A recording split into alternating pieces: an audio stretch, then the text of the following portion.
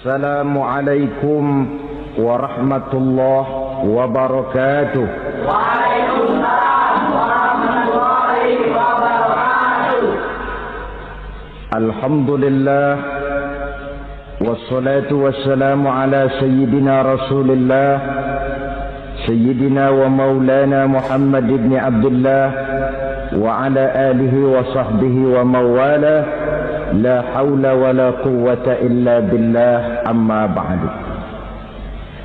Bapak-bapak, ibu-ibu, saudara-saudara kaum muslimin rahimakumullah. Rangka memperingati Maulid Nabi besar Muhammad sallallahu alaihi wasallam. Yang penting dari peringatan Maulid ialah membicarakan bagaimana sebenarnya identitas umat Rasulullah sallallahu alaihi wasallam. Sebab apa? Adalah suatu hal yang wajar bahwa seorang pengikut menyesuaikan tingkah laku, gaya hidup dengan orang yang diikutinya. Jangankan di dunia ini, di akhirat nanti identitas ini akan dimintakan pertanggungjan jawab dan akan ditanyakan kepada kita. Sekurang-kurangnya menjadi pengikut rombongan orang besar merupakan suatu nikmat. Paling tidak kita bisa numpang mujur. Kalau saya berangkat ke Bali ikut rombongan Pak Menteri misalnya, saya bisa bebas timbangan, tas saya tidak usah diperiksa-periksa barangkali. Kenapa? Ini rombongannya Pak Menteri, numpang mujur. Itu sekurang-kurangnya. Tetapi tentu untuk menjadi anggota rombongan Pak Menteri ini kan harus ada tanda, ciri-ciri atau yang disebut identitas. Kalau kita mengaku dan memproklamirkan diri sebagai umat Nabi Muhammad, sebagai pengikut beliau, apa sih identitasnya, ciri-cirinya? Inilah yang akan kita bicarakan pada kesempatan ini, bersumber dari surah Al-Fatah ayat 29. Allah Subhanahu wa taala menjelaskan Muhammadur Rasulullah, bahwa Nabi Muhammad itu adalah utusan Allah, pesuruh Allah. Walladzina ma'ahu, dan orang-orang yang bersamanya, orang yang mengikuti ajarannya, para sahabatnya, kita ini para pengikutnya, mempunyai ciri atau identitas. Dalam ayat ini ada 5 ciri yang dijelaskan. Pertama, asyidda'u 'alal kuffar. Pengikut Nabi Muhammad bersikap tegas kepada orang-orang kafir. Apa artinya tegas di sini? Saudara-saudara, tegas di sini artinya bukan main marah-marahan, tidak ngajak berkelahi, bukan juga menantang perang. Tegas di sini artinya mempunyai prinsip, mempunyai garis yang nyata di dalam keyakinan beragama. Garisnya apa? Tidak lain, lakum dinukum waliyadin. Bagi Tuhan agama Tuhan, bagi kami agama kami. Silahkan Tuhan melaksanakan agama Tuhan, kami akan melaksanakan agama kami. Kami menghormati Tuhan, Tuhan pun menghormati kami. Tetapi soal agama tidak usah dicampur adukkan. Identitas semacam ini perlu kita tegakkan kembali. Sebab apa? Sebab di zaman sekarang orang mulai mengaburkan nilai-nilai kebenaran dari agama, yang pada akhirnya menanamkan sikap ngambang terhadap agama.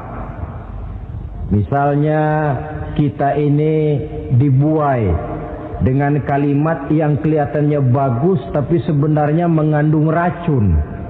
Kata orang, jangan fanatik, semua agama kan bagus, semua agama benar, semua agama thayyib. Terus terang saja, saya bukan tidak setuju dengan kalimat itu. Saya beranggapan kalimat itu belum sempurna. Semua agama benar, jangan titik di situ, itu baru sekedar koma.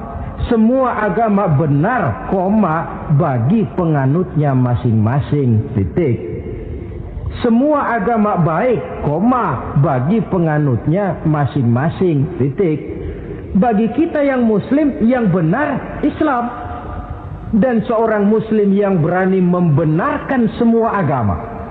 Seorang muslim yang berani berkata semua agama benar, sekurang-kurangnya munafik kalau tidak menjadi murtad. Wah Pak, itu namanya fanatik dong. Betul. Yang tidak boleh kan fanatik kepada suku, yang tidak boleh kan fanatik kepada guru, tapi fanatik kepada agama dalam arti berpegang teguh kepada agama merupakan bagian daripada kehidupan beragama. Hanyalah kalau umat Islam ini fanatik dengan agamanya, dia akan konsekuen, baik melaksanakan, mengamalkan maupun mengembangkan agamanya. Saya cinta kepada suku saya, tapi tidak lalu fanatik.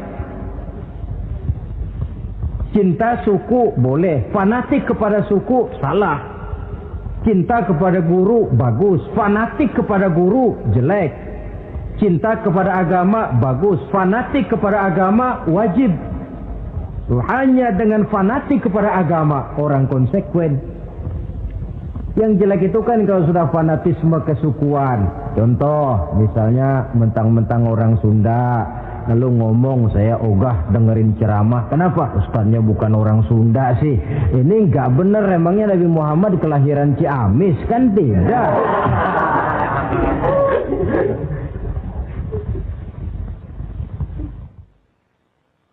Toleransi ada tempatnya. Tetapi tidak menyangkut masalah-masalah ritual, tidak menyangkut masalah-masalah ibadah. Soal bikin jalan umum, mari bersama saudara-saudara kita yang lain agama membangun puskesmas, mari bersama-sama menjaga keamanan, mari sama-sama. Tapi kalau sudah menyangkut masalah ibadah, kembali kita kepada prinsip lakum dinukum waliyadin. Bagi Tuhan silahkan melaksanakan agama Tuhan, kami pun akan melaksanakan agama kami. Silahkan menyebarkan agama, tetapi jangan kepada orang yang sudah beragama. Ini batas toleransi. Jangan menyebarkan agama kepada orang yang sudah beragama. Maka dalam sejarah sudah dibuktikan, alhamdulillah, kalau kita mau objektif menilai sejarah, ketoleransian umat Islam itu sudah dibuktikan oleh fakta sejarah. Tetapi tanpa harus mengorbankan nilai-nilai akidah, keyakinan-keyakinan yang harus kita jaga dan kita pertahankan. Taruhlah kita sekarang masih disanggup berkata dan berpendirian semacam itu. Anak kita, keturunan kita, generasi yang akan datang, jikalau ditanamkan rasa ngambang terhadap agama, lambat laun akan makin tipis nilai-nilai religius itu melekat di dalam jiwanya. Dan akibatnya akan rawan kemajuan macam apapun, modernisasi macam apapun, kalau sudah terlepas dari kaitan kehidupan beragama, tidak akan banyak menolong untuk mensejahterakan umat manusia. Asyidda'u 'alal kuffar, bersikap tegas kepada orang-orang kafir. Ini sikap yang pertama, identitas yang pertama. Yang kedua, ruhama'u bainahum, kasih sayang kepada sesama mereka. Kalau kepada orang kafir tegasnya bukan main, tapi kembali ke dalam, kembali kepada sesama muslim, kasih sayang setengah mati. Saling asah, saling asih, saling asuh, saling mengalah buat kepentingan yang lain. Ini sudah dicontohkan dalam sejarah ketika Rasulullah dan para sahabat hijrah ke Madinah. Orang Madinah yang menyambut kedatangan orang Mekah itu kan disebut Ansor. Betul apa betul? Nah, orang Makkah ini yang hijrah ke Madinah disebut kaum muhajirin. Apa orang Madinah menyambut kedatangan orang Mekah itu mentang-mentang orang asli Madinah lalu tolak pinggang?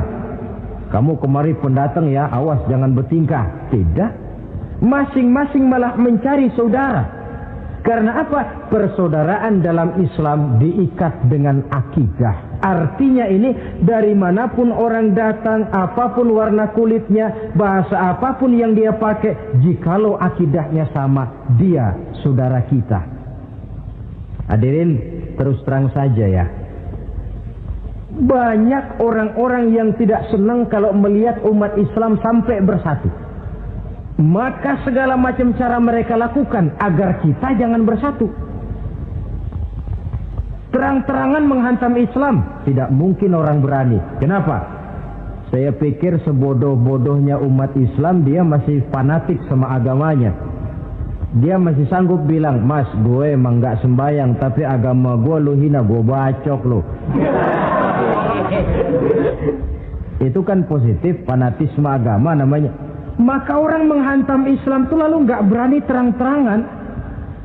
Caranya, belajar dari Van der Plas, belajar dari Snokkorgronya. Mau menghantam Islam, masuk ke tengah-tengah umat Islam.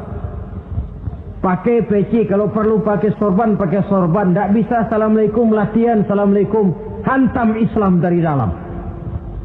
Caranya, kalau perlu dibuatkan merek-merek Islam. Yang mereknya Islam tapi tujuannya bikin kacau dalam Islam. Muncullah yang namanya Islam ingkar sunnah. Muncul yang namanya Islam sejati. Islam. Mereknya Islam, tujuannya bikin kacau dalam Islam. Kalau dia sudah mengkafirkan orang lain yang tidak sepaham dengan dia, tidak mau bermakmum kepada orang yang sepaham dengan dia. Kalau cara ini tidak kena, mereka putar lagu lama. Apa lagu lama itu? Lagu khilafiyah. Lagu lama itu supaya kita sengketa sesama kita, mempersoalkan hal-hal kecil. Waktu terbuang, energi habis untuk mempermasalahkan hal yang tak pernah kunjung selesai. Sering kejadian toh di kampung-kampung. Yang satu pakai usolli, yang satu tidak, lalu pisah RT. Yang satu azan sekali Jumatan, yang satu 2 kali, lalu bangun masjid lagi. Yang satu kunut, yang satu tidak, asaholo.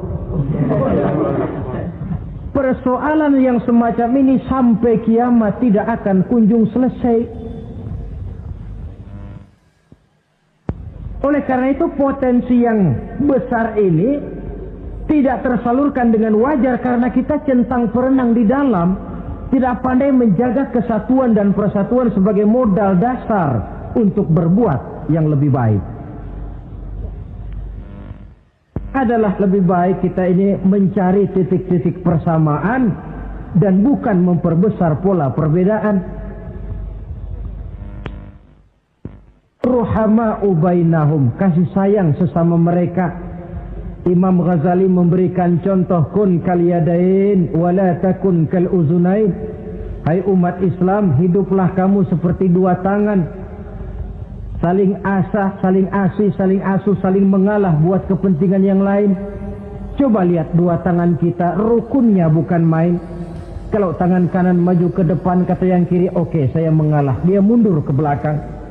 Kiri di depan, kata kanan, sekarang giliran saya ngalah. Dia mundur ke belakang. Akhirnya kita jalan lenggang. Enak nggak dilihat orang?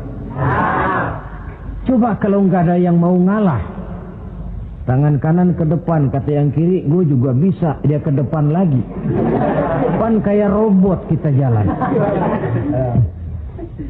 Lalu mekanisme kerjanya. Tangan kanan kerjanya bagus-bagus toh. Salaman tangan kanan, tanda tangan kanan, hitung duit tangan kanan, ambil kue tangan kanan. Kiri nggak pernah protes, tahu posisi. Memang tugas saya bidang pembersihan. Ya pembersihan saja dilakoni. Artinya apa ini? Yang satu dengan yang lain saling memperkuat walaupun komposisinya berbeda. Dicontohkan dalam perjalanan kehidupan sahabat Nabi. Sahabat Nabi yang paling terkenal itu 4 orang. Sayyidina Abu Bakar, Sayyidina Umar bin Khattab, Sayyidina Utsman bin Affan, Sayyidina Ali bin Abi Thalib. 4 sahabat ini kalau kita lihat komposisinya, keahliannya lain-lain. Coba, ada Sayyidina Abu Bakar, ini sahabat merangkap mertua. Kalau bahasa sekarang, Abu Bakar ini disebut kiai diplomat. Kiai karena beliau orang alim, diplomat karena pandai bersiasat, ahli politik. Kemampuan berpolitiknya digunakan buat kepentingan agama. Sebab siapapun yang berpolitik untuk kepentingan agama, tentu kita doakan. Tetapi siapapun yang jual agama untuk kepentingan politik, kita juga berdoa. Cuma tentu doanya lain dengan yang berpolitik buat agama tadi. Saudara hadirin yang saya hormati, ada Umar bin Khattab. Ini kalau bahasa sekarang disebut imam jenderal ini. Imam tapi jenderal, jenderal tapi imam. Kenapa imam? Karena dia mampu memimpin jamaah di masjid. Kenapa jenderal? Karena dia sanggup memimpin tentara di medan perang. Kegagahannya, keberaniannya, keperkasaannya digunakan membantu perjuangan Rasul. Ada Utsman bin Affan, santri ekonom. Kenapa santri? Karena dia orang kaya. Kenapa ekonom? Karena dia pengusaha bergerak di bidang bisnis.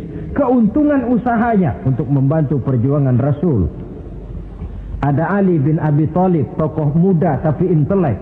Masih muda tapi rela mengorbankan nyawa demi keselamatan Rasul di malam hijrahnya. Alangkah nikmatnya umat Islam ini kalau punya kiai diplomat, imam jenderal, santri ekonom, pemuda intelek, yang masing-masing bekerja sama menunjang untuk kepentingan agama. Ruhama ubainahum, kasih sayang di antara sesama mereka. Mobil, kenal mobil nggak? Ya. Mobil itu baru bisa jalan dengan baik kalau seluruh onderdilnya kompak. Kalau yang satu sudah merasa dirinya lebih penting dari yang lain, alamat mobil udah dekat mogok. Misalnya yang jadi bensin nyombong, kalau nggak lantaran saya nggak bakalan jalan nih mobil. Bannya denger, sombong. Kata ban, sombong kamu bensin. Apa kamu kira kamu saja yang penting? Saya tersinggung, kata ban, lalu kempes. Kira-kira kalau ban kempes jalan nggak mobil? Begitulah umat ini. Kayak satu bangunan, ada yang jadi jendela, pintu, tiang, genteng dan sebagainya. Tetapi satu sama lain hendaknya saling memperkuat. Kalau tidak, kita ini pernah diramalkan oleh Nabi, yushiku an tada'a alaikumul umam kama tada'al akalatu ala qas'atiha. Satu saat akan datang di tengah-tengah kamu di mana keadaanmu waktu itu seperti makanan di meja makan. Coba bayangkan, menurut Rasul satu saat kondisi umat Islam akan seperti makanan di atas meja. Yang barat mau makan, yang timur mau santap, yang selatan mau ganyang, yang utara mau injak-injak. Satu saat kondisi umat Islam akan seperti itu. Heran sahabat, ya Rasulullah, kok kita bisa dikepung begitu rupa? Iya. Apa pada waktu itu jumlah kami sedikit ya Rasulullah? Tidak, kata Rasul. Bal antum yawma idzin katsir. Jumlahmu pada waktu itu banyak, besar, kamu mayoritas. Cuma sayang, kata Nabi, walakinnakum ghusaa'un ka ghusaa'is sail. Tetapi keadaanmu waktu itu seperti busa di lautan. Banyak tapi centang perenang. Banyak tapi tidak punya daya dan kekuatan. Dipermainkan gelombang lautan, dihempaskan ke tepian pantai tanpa punya makna dan arti. Mayoritas tapi nasibnya ironi. Lantaran apa ini? Kita tidak pandai menjaga kesatuan dan persatuan. Prinsip ruhama ubainahum, kasih sayang di antara sesama mereka, belum bisa kita wujudkan. Oleh karena itu, hadirin yang saya hormati, identitas yang kedua ini Mari kita tegakkan, menggalang kesatuan dan persatuan untuk kejayaan agama yang kita cintai. Soal posisi silahkan berbeda, soal profesi silahkan berbeda, tetapi hendaknya perbedaan ini tidak menyebabkan persimpangan tujuan. Satu sama lain saling memperkuat. Identitas yang kedua, bahwa kita sudah diikat dengan akidah, tidak oleh ras, warna kulit, suku, bahasa, oleh akidah. Satu kali orang sudah syahadat, dia adalah saudara kita. Sudah lewat masanya di mana kita umat Islam ini dikotak-kotakan, dan sudah datang waktunya di mana kita bersatu, saling menunjang, saling membantu, sehingga dengan demikian terwujudlah satu masyarakat yang diikat dengan nilai-nilai akidah. Ini yang kedua, kasih sayang kepada sesama muslim. Satu badan itu kalau yang satu sakit, yang lain kan akan ikut merasa sakit. Saudara jalan tengah malam, ibu jari tersandung batu, meletak. Begitu ibu jari tersandung batu, kontan, darah keluar, mulut bilang aduh, kepala ikut pusing, gak pakai diundang. Solidaritas sosial yang terjadi secara reflektif. Tidak ada ibu jari tersandung, mulutnya malah ngomel, rasain lo. Masa nyumpain badan sendiri, kan tidak mungkin. Tapi ini yang terjadi, kita lihat. Akibat apa? Tidak terwujudnya solidaritas sosial yang bersifat refleksif tadi. Nah, inilah saudara-saudara identitas yang kedua. Yang ketiga sekarang, pengikut Nabi Muhammad sallallahu alaihi wasallam itu cirinya yang ketiga, tarahum ruk'an sujjada. Engkau lihat mereka ruku dan sujud, mendirikan solat. Ini identitas, ciri. Di akhirat nanti akan diperiksa dengan seadil-adilnya. Siapa? Saya, Pak. Saya siapa? Pengikut Nabi Muhammad. Betul? Betul. Baik. Pengikut Nabi Muhammad itu tandanya ruka'an sujada, ruku dan sujud. Sampean ngaku umat Nabi Muhammad, sujud, pernah sembahyang? Sembahyang juga, Pak. Berapa kali? Gak banyak-banyak, Pak, setahun 2 kali. Kapan itu? Idul Fitri sama Idul Adha. Kata petugas, syarat kurang, minggir. Sebab sering dikatakan sholat itu kan ada yang harian, ada yang mingguan, ada yang tahunan. Ada yang sholatnya harian. Yang harian ini juga 2 macam. Ada yang belang-belang, ada yang mulus. Kalau yang belang-belang itu kalau zuhur sholat, asar out. Asar kepegang, maghribnya melayang. Maghrib ketangkep, isaknya terbang. Itu lumayan ketimbang yang seminggu sekali cuma Jumat saja. Yang Jumat pun agak lumayan lah daripada yang setahun 2 kali cuma Idul Fitri dan Idul Adha.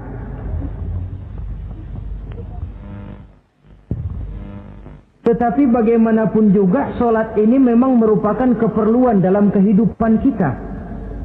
Ciri identitas yang memperkaya kepribadian. Pengikut Nabi orangnya ruku dan sujud. Sehingga di zaman sahabat tadi kondisi mereka digambarkan kalau siang seperti kuda perang, tetapi kalau malam seperti pendeta. Maksudnya apa? Di medan perang mereka gagah, tapi kalau sudah ruku dan sujud bukan main khusyuknya. Ruku dan sujud. Dengan kata lain, ciri pengikut Nabi Muhammad orangnya mendirikan sholat, Nah, masalahnya sekarang apa perlunya sholat dalam kehidupan kita? Yang jelas dia untuk menggembirakan Allah kok. Se-ASEAN orang tidak ada yang sholat, Allah tidak akan berhenti jadi Tuhan. Manfaatnya akan kembali kepada kehidupan. Nah, apa perlunya sholat dalam kehidupan kita? Ada beberapa hal yang bisa kita angkat ke permukaan tentang perlunya sholat ini. Jadi sholat itu perlunya kita, sehingga suatu saat nanti kita tidak lagi berkata saya wajib sholat, tapi kita akan berkata saya perlu sholat.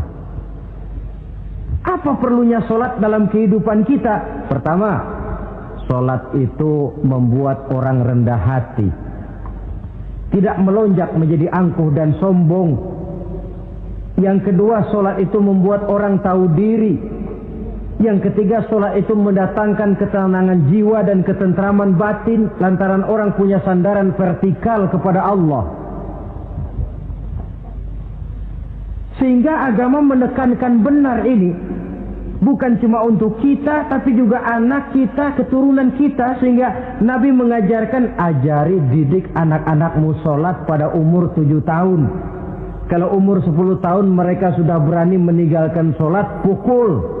Bukan dengan tujuan menyakiti, tapi mendidik anak supaya disiplin dengan sholatnya. Kayaknya kita yang hidup di zaman serba modern ini, soal anak mau sholat atau tidak, kayaknya orang tua itu, kalau istilah anak sekarang, cuek-cuek aja. Jarang yang mengadakan inspeksi, pengecekan anaknya sudah sholat apa belum, lalu sholatnya disiplin apa tidak. Jarang yang memberikan sugesti dan rangsangan supaya anaknya mendirikan sholat. Saya jarang mendengar orang tua muslim yang berkata, nak, kalau kau hafal Fatihah dengan artinya bapak beliin sepatu baru. Nak, kalau kau hafal juz amma, bapak beliin sepeda. Sugesti untuk hal-hal yang bersifat agama sangat langka. Tapi kalau sudah hal-hal yang bersifat umum, wah, nak, kalau kamu lulus nanti SD ya, kita piknik ke Tangkuban Perahu, lulus SMP tur ke Bali, lulus SMA piknik ke Singapura. Rangsangan dan dorongan, baguslah itu. Tetapi alangkah akan lebih bagusnya jika untuk hal-hal yang bersifat agama kita pun sanggup memberikan sugesti, rangsangan dan dorongan kepada anak-anak kita. Sehingga sejak kecil mereka sudah terbiasa dengan sholat. Sejak kecil mereka sudah disiplin dengan sholatnya. Sebab kalau tidak, kayu itu kalau mau dibengkokkan pada saat dia masih kecil. Kalau sudah besar baru mau dibengkokin, repot kayu itu. Membentuk orang soleh itu harus dimulai sedini mungkin. Karena itu salah satu fungsi solat Allah jelaskan, inna solata tanha 'anil fahsya wal munkar. Bahwa solat yang dikerjakan dengan betul mampu mencegah manusia dari perbuatan yang keji dan munkar. Jadi dengan kata lain orang yang disiplin dengan solat terpeliharalah dirinya dari perbuatan yang keji dan munkar.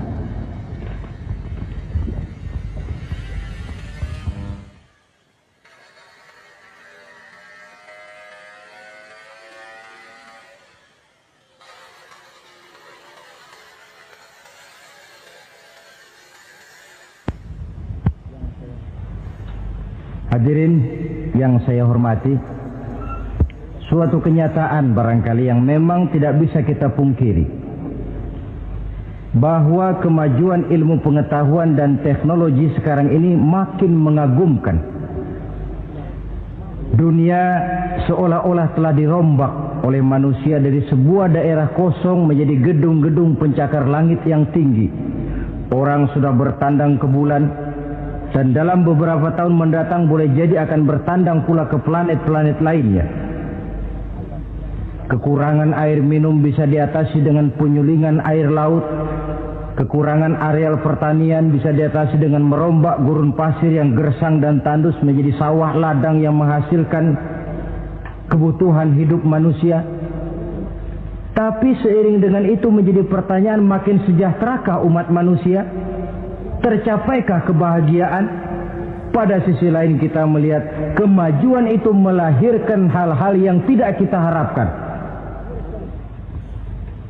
Apa yang kita sebut dengan penyakit dunia modern, yang rupanya makin banyak dokter, makin banyak juga penyakit, makin banyak rumah sakit, makin aneh nama penyakit.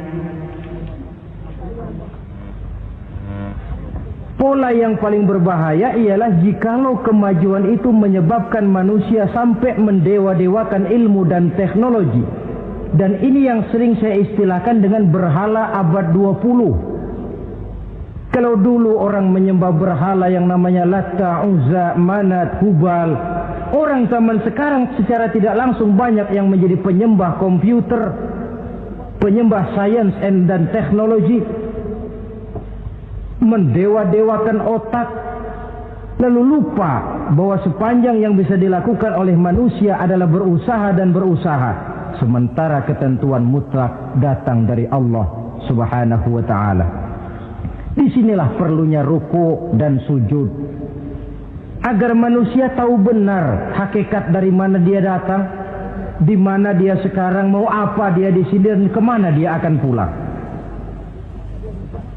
Oleh karena itu, pada kesempatan ini saya mengajak, marilah identitas ini kita tegakkan dalam diri kita, menjadi pengikut yang ruku dan sujud di hadapan Allah. Sebab di sana terdapat sumber kekuatan, baik dia kekuatan batin, kekuatan jiwa, kekuatan dalam semangat perjuangan, kekuatan dalam menegakkan yang ma'ruf dan menghancurkan yang munkar. Sandaran kita kepada Allah. Saudara mungkin masih ingat ketika Rasulullah dan Abu Bakar hijrah, mereka berdua tidak langsung ke Madinah tapi berada di Gua Sur, 3 malam 2 hari lamanya. Orang kafir Quraisy yang mengejar sampai juga di mulut gua itu. Andai kata mereka menengok saja ke bawah, sudah kelihatan Nabi dan Abu Bakar, tapi mereka tidak menoleh. Nabi dengan mantap berkata kepada Abu Bakar, "La takhaf wa la tahzan ya Abu Bakar, innallaha ma'ana." Abu Bakar, kau tidak usah takut, tidak usah sedih, Allah bersama kita. Ucapan ini mantap kalau diucapkan oleh orang yang ruk'an sujada, benar-benar sujud kepada Allah, mempunyai backing yang tidak kepalang tanggung, yang serba maha. Yaitu kalau memang saudara perlu cari backing, jangan kolonel tanggung, jangan brigjen tanggung, carilah backing yang serba maha, maha gagah, maha kaya, maha tahu, maha segala-galanya. Berbackinglah kepada Allah saja dengan jalan ruk'an sujada, ruku' dan sujud dalam kehidupan ini. Ini identitas yang ketiga. Yang keempat sekarang, pengikut Nabi itu apa tandanya? Yabtaghuna fadlan minallah wa ridwana. Mereka selalu mencari karunia dan keridhaan Allah. Karunia dan keridhaan. Jadi tidak hanya mencari sekedar karunia, tetapi juga mencari ridho. Oleh karena itu seorang pengikut Rasul, di dalam dia berdagang misalnya, dibatasi oleh pertanyaan, cara saya ini Allah ridho apa tidak? Dia cari rezeki, dibatasi oleh pertanyaan, Allah ridho apa tidak? Dia menginginkan jabatan yang tinggi, tapi tetap dalam kerangka pertanyaan, kalau cara ini Allah ridho apa tidak? Sehingga tidak lantas menghalalkan cara apapun halal asal tujuan tercapai, itu kan caranya PKI. Asal tujuan tercapai cara apa saja halal. Seorang muslim pengikut baginda Nabi tidak diajarkan semacam itu. Kenapa perlu mencari keridhaan Allah, karunia yang Allah ridho? Karena apapun yang kita pakai, apapun yang kita makan terutama, Jikalau bersumber dari sesuatu yang Allah tidak ridho, katakan yang haram misalnya, akan mempengaruhi gaya dan gerak hidup kita. Contoh, kata Imam Ghazali, kalau engkau terlalu senang memakan makanan yang haram, dia akan mempengaruhi caramu berpikir sehingga kau akan cenderung berpikir yang haram. Mencari karunia yang Allah ridho, dan hidup itu kalau sudah mendapat ridho Allah, sudah satu kenikmatan yang tidak bisa dibeli dengan nilai materi yang bagaimanapun banyaknya. Karena itu biarlah kita orang mukmin ini di dunia hidup kaya asal Allah ridho saja. Gak apa-apa. Biar rumah kita gedung, punya mobil bagus, uang banyak, kalau Allah ridho enak. Daripada sudah melarat, tinggal di pinggir kali, rumahnya gubuk, Allah marah lagi. Kapan mau senang orang macam begitu? Jadi biarlah kita ini bahagia di dunia, asal di akhirat masuk surga. Nggak apa-apa.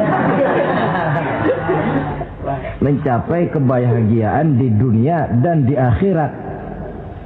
Cari karunia Allah sebanyak-banyaknya. Karena memang bumi dan segala fasilitasnya diperuntukkan bagi manusia. Dan karunia Allah itu ada dimanapun kita pergi. Dahulu ketika turun perintah hijrah, sebagian sahabat berpikir-pikir, kalau saya hijrah ke Madinah, di Madinah mau makan apa saya? Ini Mekah kan jelek-jelek, kampung sendiri. Umpama kepepet, ngutang-ngutang dikit, orang masih percaya lah. Kalau ke Madinah, ngutang sama siapa? Takut dia kalau hijrah ke Madinah tidak dapat makan.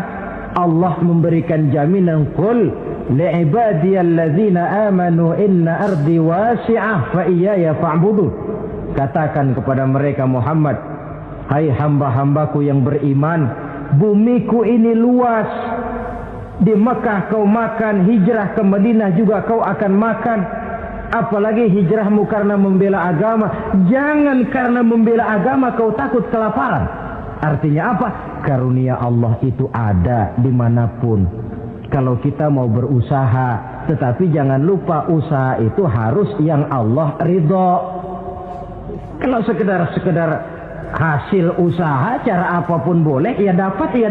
Tetapi tanpa ridho, semuanya tidak akan membawa ketenangan, ketentraman, dan kebahagiaan. Allah itu kan maha pengasih, tidak pilih kasih katanya. Artinya apa? Semuanya Allah kasih. Orang kalau mau berusaha, dapat. Itu logika. Sunnatullah, kata kita. Hukum alam, kata orang. Kalau mau berusaha, mesti dapat. Tetapi kasih sayang Allah ini tidak diberikan kepada setiap orang. Kalau pengasihnya berlaku kepada semua orang. Mau kafir, mau beriman, kalau berusaha, dapat. Itu Rahman namanya. Tapi Allah tidak cuma Rahman, Allah juga Rahim, maha penyayang. Bedanya apa? Orang yang dikasih itu belum tentu disayang. Tetapi kalau disayang, mesti dikasih. Kalau tidak dikasih, tentu ada pertimbangan lain untuk kepentingan kita. Misalnya, anak kita baru kelas 1 SMP, datang, Pak beliin motor buat sekolah. Kita lalu menilai anak ini nggak ada motor saja, kadang-kadang jarang sampai ke sekolah, apalagi dibeliin motor, bisa dari rumah berangkat ke sekolah nggak sampai. Tidak dibelikan bukan karena tidak sayang, justru karena sayangnya. Ada pertimbangan lain untuk kepentingan si anak. Tetapi kadang-kadang anak sendiri berpikirnya lain. Bapak katanya sayang, minta dibeliin motor saja tidak dibelikan. Dia menilai orang tuanya tidak sayang. Padahal justru sayangnya lalu tidak dibelikan. Begitulah satu contoh kecil dari keridhaan Allah ini. Jika Allah sudah memberikan ridhonya kepada kita, segala yang kita mau diberikannya. Kalau tidak juga diberikan, tentu ada manfaatnya untuk kemaslahatan kita. Allah maha tahu. Misalnya orang mengeluh, saya akan sembahyang rajin, ngapa rezeki seret bener sih? Apa saya berhenti lagi sholat? Allah lebih tahu. maslahatnya. Barangkali potongan kayak kita ini kalau diberikan rezeki banyak sedikit lalu berhenti ke masjid. Rezeki lu segini aja dah, lu jadi rajin ke masjid. Ada manfaatnya buat kepentingan kita. Mencari karunia yang Allah ridho. Dalam alam yang terbentang luas ini karunia Allah terhampar luas. Tinggal kita mencari, dan untuk mencari itu diperlukan keahlian. Keahlian hanya timbul karena pendidikan. Makin ke depan persaingan hidup makin tajam tanpa membekali diri. Terutama generasi kita yang akan datang, anak-anak kita. Boleh jadi mereka akan tersudut ke pojok-pojok kehidupan untuk kemudian lebih banyak jadi penonton daripada sekedar pemain. Dan kerugian akan kembali kepada kita. Karena itu cari karunia Allah sebanyak-banyaknya, tapi dengan garis bawah yang Allah ridho. Sekali lagi, carilah karunia Allah sebanyak-banyaknya dalam kehidupan ini, tetapi dengan menggarisbawahi yang Allah ridho. Inilah identitas yang keempat. Yang kelima sekarang, identitas yang terakhir, simahum fi wujuhihim min atharis sujud. Di muka mereka ada tanda bekas sujud. Ini pengikut Rasulullah sallallahu alaihi wasallam. Bekas sujud, iya. Apa bekas sujud itu? Apa jidatnya hitam kebanyakan sujud? Mungkin. Karena rajin sujud lalu berbekas. Boleh jadi, tapi soal hitam di jidat sih gampang digosok-gosok. Yang terpenting asarus sujud di sini dalam bentuk sikap mental. Apa sikap mental yang saya maksud? Orang yang rajin sujud itu lalu membekas dalam kehidupannya pengaruh sujud. Apa pengaruh sujud? Karena rajin sujud timbul ikhlasnya. Sudah berbuat, yang penting itu Allah. Orang lain mau tahu atau tidak, orang lain mau puji atau tidak, yang penting Allah. Sebab kalau sudah dia usolli fardal maghribi Allahu Akbar, dia tinggalkan dunia dan seluruh isinya. Naik dia menghadap Allah. Selamat tinggal sebentar dunia, nanti saya balik lagi. Yang ada cuma dia dan Allah dalam dialog langsung. Timbul keikhlasan, terjemahannya dalam kehidupan. Berbuat tanpa pamrih, tidak suka menepuk jasa dan menghitung jasa. Sebab biasa orang itu kalau sedang perang tidak sempat ngaku jadi pahlawan, tapi kalau perang sudah selesai nggak kenal bedil ngaku pahlawan. Kalau perang sedang berkecamuk, jarang yang mengaku pahlawan. Kalau sudah perang selesai, masing-masing nepuk dada. Seorang yang ikhlas, seorang yang berbuat tanpa pamrih, dan ini pengaruh sujud dalam kehidupan. Lalu apalagi timbul jujurnya. Kenapa? Kalau dia sholat zuhur 4 rakaat, lalu umpama selesai 3 rakaat dia salam, orang lain tentu tidak tahu dia korupsi 1 rakaat. Tapi kenapa tidak dia lakukan? Ada Allah sih yang tahu. Timbul kejujuran, disiplin murni yang berakar dari hatinya sendiri. Lalu apa lagi? Kesabaran. Dilatih lewat sholat. Kalau belum selesai 4 rakaat, jangan berhenti sholat isya umpamanya. Dan banyak lagi pengaruh-pengaruh asarus sujud. Ini di dunia. Di akhirat nanti kata Nabi, inna ummati ya'tuna yaumal qiyamah ghurran muhajjalin min asaril wudu. Umatku di hari kiamat nanti akan datang menghadap Allah dengan muka berseri-seri dari sebab air wudu. Mukanya bersinar-sinar karena di dunia rajin wudu. Sehingga barangkali di akhirat nggak perlu ngaku-ngaku kita. Ya Rasulullah, saya umatmu, tidak perlu. Rasulullah lihat sendiri, wah ini mukanya bersinar-sinar. Ta'ali ummati, umatku sini, umatku sini. Kalau di dunia rajin kena air wudu. Ya rajin wudu artinya kan rajin sholat. Masa ada orang wudu aja nggak sholat, kan model. Kalau muka tidak pernah tersentuh wudu, kalau muka tidak pernah sujud, Teriak-teriak kita mengaku, ya Rasulullah, saya umatmu ya Rasulullah. Kata Rasulullah, nggak ada umat saya yang dekil kayak sampean.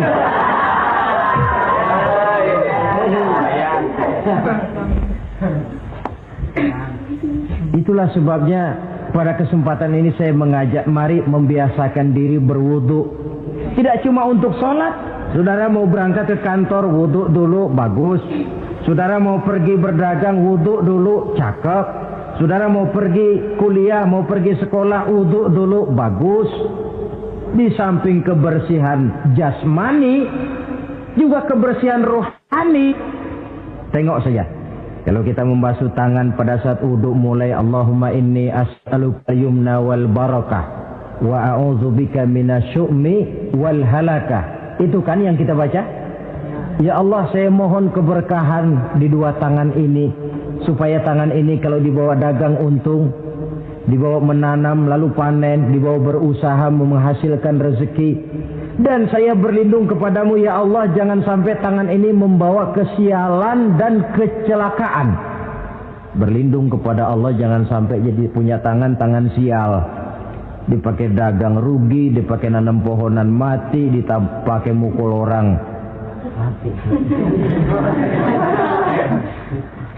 Tangan sial.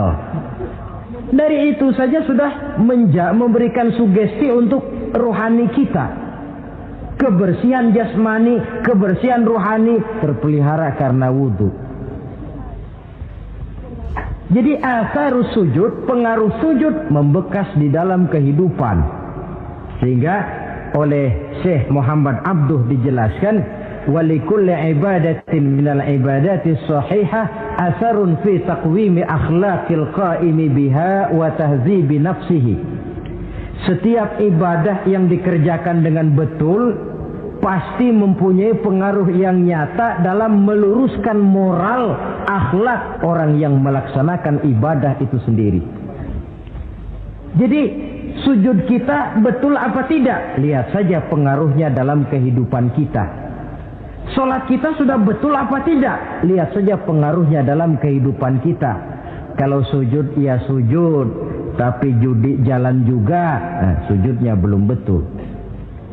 Waktunya sholat ya sholat, waktunya mabuk, sholatnya belum betul. Waktunya ruku ya ruku, giliran nyolong, sholatnya belum betul. Sebab sholat yang dikerjakan dengan betul, sujud yang dikerjakan yang punya pengaruh nyata dalam kehidupan, kelihatan bekasnya dari tingkah laku dan gerak kita di dalam menelusuri kegiatan hidup ini. Maaf, dengan sedikit pahit barangkali kita memang harus berkata, masih banyak di antara kita umat Islam ini yang melaksanakan ibadah hanya dengan prinsip asal sekedar gugur kewajiban. Perkara ada pengaruhnya atau tidak dalam diri kita, kita malas untuk mengadakan evaluasi. Akibatnya ibadah yang kita kerjakan tidak mempunyai pengaruh dalam membentuk kepribadian kita. Orang yang mengucapkan syahadat ada pengaruh dalam jiwanya. Orang yang mendirikan sholat ada pengaruh dalam membentuk kepribadiannya. Orang yang melaksanakan puasa ada pengaruh dalam perkembangan jiwanya. Orang yang mengeluarkan zakat ada pengaruhnya dalam mengelola hartanya. Orang yang melaksanakan ibadah haji ada perubahan dalam kegiatan hidupnya. Dari yang negatif kepada yang positif tentunya. Simahum fi wujuhihim min athari sujud. Di muka mereka, di muka pengikut Rasulullah ini ada tanda pengaruh bekas sujud. Karena rajinnya dia melaksanakan sujud di dalam kehidupan ini. Nampak pengaruh yang nyata di dalam kehidupannya, dalam gerak dan tingkah lakunya. Saudara hadirin, ma'asyiral muslimin rahimakumullah. Inilah 5 identitas yang harus kita tegakkan jikalau kita mau jadi umat yang konsekuen. Tidak sekedar bangga-banggaan menyandang titel umat Nabi, apalagi konon mengharapkan syafaatnya di akhirat nanti, padahal sebagai pengikut kita tidak menyesuaikan diri dengan yang kita ikuti. bagaimana mau mengharapkan fasilitas yang namanya syafaat? Bahwa syafaat pertolongan Rasul itu ada, tetapi fungsinya kan ibarat orang punya kain, syafaat itu nambel. Saudara punya kain, sobek-sobek sedikit, ditambel oleh yang namanya syafaat. Sholat kurang sedikit, ditambel oleh syafaat. Sodakoh ada campur riya sedikit, tidak karena Allah sedikit, syafaat. Jadi kalau punya kain sobek ada syafaat. Nah kalau kainnya tidak punya, yang mau ditambel apanya? Sholat tidak, puasa tidak, di akhirat aman dah dapat syafaat. Tentu terlalu berlebihan, terlalu optimis mengharapkan sesuatu yang kita memang tidak punya modal dasar untuk memperolehnya. Baiklah ya, kesimpulan. Pertama, sebagai pengikut kita harus menyesuaikan diri dengan yang kita ikuti. Identitas. Suatu umat hanya akan berwibawa, hanya akan dihitung dan dipandang orang kalau dia tegak dengan identitasnya. Kalau macan sudah kehilangan sifat galaknya, orang tidak takut lagi kepada macan. Dan kalau kambing sudah kehilangan sifat jinaknya, banyak orang takut miara kambing. Kalau umat Islam sudah kehilangan identitasnya, dia akan menjadi umat yang kehilangan wibawa dan tidak pernah ditakuti oleh musuh-musuhnya. Seenaknya saja orang mengacak-acak kehidupan kita sebagai umat kalau tidak punya identitas.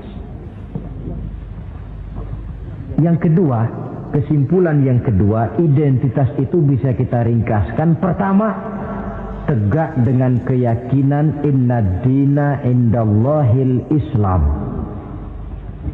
Menumbuhkan fanatisme agama dalam arti berpegang teguh kepada agama. Menempatkan toleransi pada tempatnya yang wajar. Tidak mencampur adukan semua agama. Tegas di dalam mempertahankan akidah. Kemudian yang ketiga, perlu menegakkan solidaritas sosial yang bersifat reflektif untuk menegakkan wibawa kita sebagai umat, supaya potensi dari umat yang mayoritas ini dimanfaatkan oleh umat itu sendiri. Kalau tidak, kita cuma akan menang jumlah saja, menang bilangan, kuantitas yang tanpa kualitas. Dan kalau ini yang terjadi, nasib kita akan seperti buih di lautan. Banyak, tapi kata orang kampung cuma menang geroyokan. Tidak punya daya dan kekuatan, dicampakkan orang ke kiri dan ke kanan, hanyut oleh arus. Bukan menciptakan arus, tapi malah hanyut oleh arus. Bukan menciptakan model, tapi malah mengikuti model. Bukan menciptakan irama tersendiri, malah diatur oleh irama orang lain. Ini yang menyebabkan ironi. Tegaklah dengan kesatuan dan persatuan, dengan lebih memperbanyak mencari titik-titik persamaan dan bukan memperbesar titik-titik perbedaan. Yang keempat, rukuk dan sujud sebagai sandaran vertikal kepada Allah. Selama kita umat ini masih rajin rukuk dan sujud, selama itu pula nilai optimisme masih ada dalam jiwa dan diri kita. Ya Allah, persilahkan orang memperlakukan kami sesuka hatinya, tapi kami yakin ya Allah, Engkau tidak akan mendiamkan. Satu saat pertolonganmu mesti datang. Itu akan mantap kita ucapkan kalau kita melaksanakan rukuk dan sujud. Tertimpa tangga, jatuhnya sakit, ketimpa tangga lagi, musibah yang beruntun. Rukuk dan sujud sebagai sandaran vertikal. Yang kelima, karunia Allah dan keredoan Allah jangan dipisah. Cari karunia sebanyak-banyaknya, tetapi dalam batas-batas yang diridhoi Allah. Sebab kalau tidak, karunia itu akan makin membuat kita jauh dari Allah. Ilmu karunia itu. Tapi kalau tidak dari Allah, Nabi ingatkan, man izdada ilman wa lam yazdad huda, lam yazdad minallahi illa bu'da. Orang yang bertambah ilmu tapi tidak bertambah hidayah, dia hanya akan semakin jauh dari Allah. Jauh dari Allah menimbulkan kegersangan dalam jiwa, kepanasan dalam hati, sehingga jauhlah kita dari ketenangan hidup. Karunia yang Allah ridho, dan Islam melarang umatnya untuk berpangku tangan menunggu keajaiban dari langit. Berusaha, berikhtiar, berdoa, lalu bertawakal kepadanya. Yang terakhir, hendaknya ibadah yang kita kerjakan dievaluir, ditinjau kembali. Apa pengaruhnya dalam kehidupan kita? Sebab setelah selesai melaksanakan suatu ibadah, hendaknya nilai ajaran yang terkandung dalam ibadah itu bisa kita terjemahkan dalam kehidupan kita. Sehingga gerak kita dalam sholat dengan tingkah laku kita di luar sholat ada kesinambungan. Gerak kita di dalam bulan Ramadan dengan tingkah laku kita di luar Ramadan ada kesinambungan. Namanya ibadah yang kita kerjakan ada pengaruhnya dalam memperbaiki kehidupan kita. Dengan satu prinsip, ibadah itu kita kerjakan adalah kemanfaatannya kembali kepada kehidupan kita. Saudara hadirin yang saya hormati, inilah pembicaraan kita pada pertemuan kita kali ini. Dengan harapan tentunya dalam memperingati Maulid kita tidak hanya sekedar melakukan satu tradisi, tidak hanya sekedar hura-hura, tidak hanya sekedar ikut-ikutan, sebab bagaimanapun peringatan semacam ini bukan tujuan. Ini cuma sekedar alat.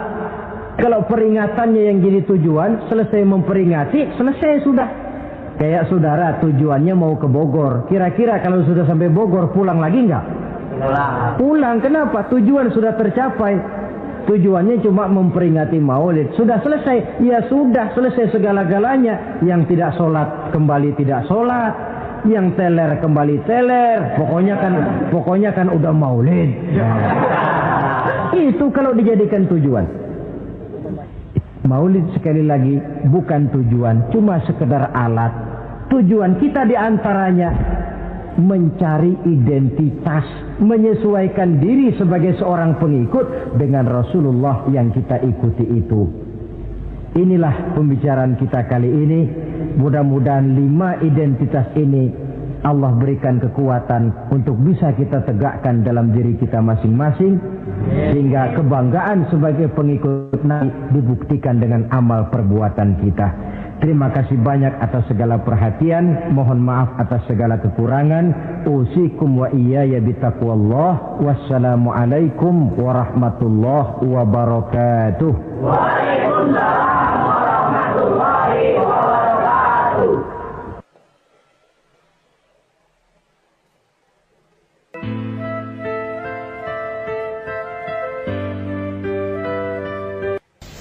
Bapak-bapak, ibu-ibu, saudara-saudara kaum muslimin rahimakumullah. Murai di dahan dan koko ayam di kandang. Dunia ini penuh dengan berbagai macam kesibukan. Sejak dari petani yang turun ke ladang, pedagang yang berangkat ke pasar, pelajar yang menuju sekolah, sampai kepada pegawai yang berangkat ke kantor, seluruhnya tidak lain untuk mencari sesuatu yang bernama bahagia. Setiap orang menginginkan kebahagiaan, dan tidak seorang pun menginginkan kesengsaraan dalam kehidupan ini. Namun nyatanya tidak setiap orang yang ingin bahagia mengetahui jalan yang harus ditempuhnya untuk sampai kepada kebahagiaan itu. Maka pada kesempatan pertemuan kali ini, saya ingin menyampaikan sebuah hadis dari junjungan kita baginda Nabi besar Muhammad sallallahu alaihi wasallam. yang termuat dalam kitab Mukhtarul Ahadits An-Nabawiyah, di mana beliau bersabda, arba'un min sa'adatil mar'i. Ada 4 perkara yang merupakan tanda dari orang bahagia. Saya mau tanya, di antara saudara-saudara yang hadir di sini, apa ada yang kepengen jadi orang sengsara? Ya. Seluruhnya tentu ingin mendapatkan kebahagiaan. Maka menurut resep dari Nabi kita, tanda orang bahagia itu 4. Jadi kalau saudara ingin bahagia, harus mempunyai 4 perkara ini. Yang pertama, orang bahagia itu kata Nabi, darun wasi'un. Punya rumah biar bagus asal gede. Enak ngaturnya. Daripada sudah punya rumah kecil, adanya di pinggir kali, gubuk, kalau hujan bocor, miring lagi, kiamat. Loh, kalau gitu Islam materialis dong. Hadis ini boleh diartikan dengan makna hakiki, arti yang sebenarnya. Boleh diartikan dengan makna majazi, arti kiasan. Kalau dia diartikan dengan arti kias, maka yang dimaksud darun wasi'un ay qalbun wasi'un. Rumah yang luas tidak lain daripada hati yang lapang. Karena di situ kunci kebahagiaan yang sebenarnya. Walaupun kita cuma tinggal di petak berukuran 2 kali 3 meter, kalau hati kita luas-luas rasanya rumah itu. Tapi biar rumah kita halamannya saja puluhan ribu hektar, ada kolam renangnya, kamar tidurnya tidak lagi terhitung. Kalau hati yang menempati rumah itu sempit, maka akan terasa sempit jugalah rumah itu. Tempat bergantungnya tidak lain adalah hati. Marilah kita mencoba melihat berbagai pandangan orang tentang bahagia ini. Ada orang menyangka bahwa bahagia itu kalau dia mendapatkan harta yang sebanyak-banyaknya. Siapa yang banyak harta, dialah raja. Apa yang dia mau, seluruhnya bisa dibeli. Keamanannya, dia bisa menyewa petugas. Seluruh fasilitas untuk menyenangkan kehidupannya bisa dibeli. Pendeknya, hartalah segala-galanya dalam kehidupan. Sampai ada pepatah mengatakan, innad darahima fil amakini kulliha taksur rijala mahabatan wa jalala. Sesungguhnya harta, dinar, dirham, uang di mana-mana selalu bikin hebat orang yang memilikinya.